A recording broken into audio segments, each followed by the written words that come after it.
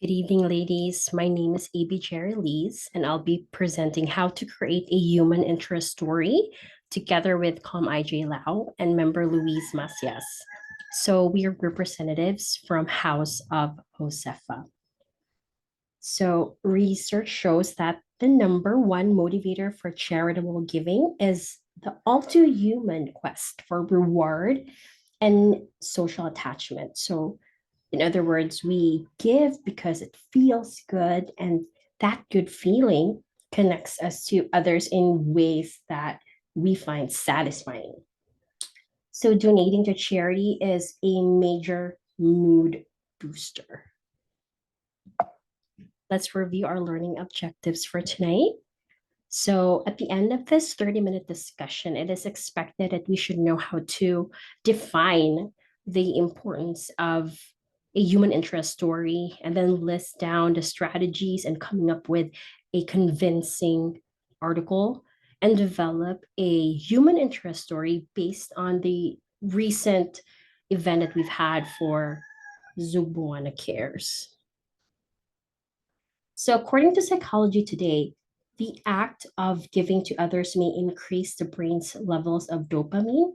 It's a neurotransmitter involved in motivation and reward. So, this should result to a virtual helper's high, quote unquote. And studies show that volunteering can help boost one's self confidence, self esteem, and sense of purpose and meaning in human life. So, how can we attract more donations? So, believe it or not, values can be taught in charity, as charity can help instill important values of generosity and compassion. So, these values can help people understand the big picture of the world around them, from poverty and loneliness to lack of education and food. The lesson of charity stretches beyond a simple canned food drive. So, let's focus on some of these techniques later on, compelling stories and using real images. Because aside from the obvious of making a prominent donate link or coming up with a branded donation process and donation packaging, we can actually raise more with human interest stories. So, take for example these photos we took at the start of the event. So, at, well, they look pretty awkward at the very beginning because you need to give your subjects time to warm up to you as a photographer or as an interviewer or both.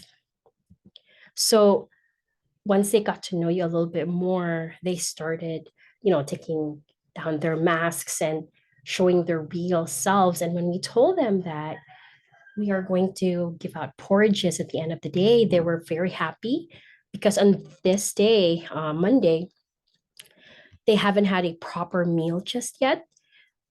It was the fourth day since the fire broke out, and um, they had to fend for themselves on that day. But when we told them that we're giving out porridges, they were dancing and they were chanting as well.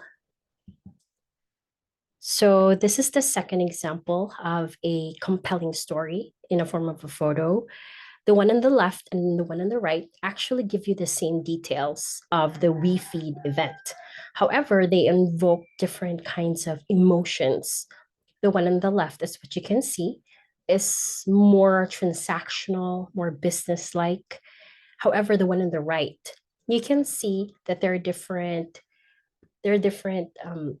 there's a certain kind of theme that you can see here, and the central or the focal point of this picture is actually Kamiana, that she's giving a cup of porridge with a cheerful heart, and that actually is very heartwarming to see. And you can also see the effort that Derek Ruhan is trying to do here. She's doing her best. So she's exerting a lot of effort to prepare the different cups of porridge. And not only did it capture the subjects, but it also captures the state that they're currently in. And if you take a closer look at the background, you can see there the ukay-ukay or the clothing donation. So this somehow stirs up an emotion, and it gives the reader, it invokes a kind of a feeling wherein it pulls the heartstrings.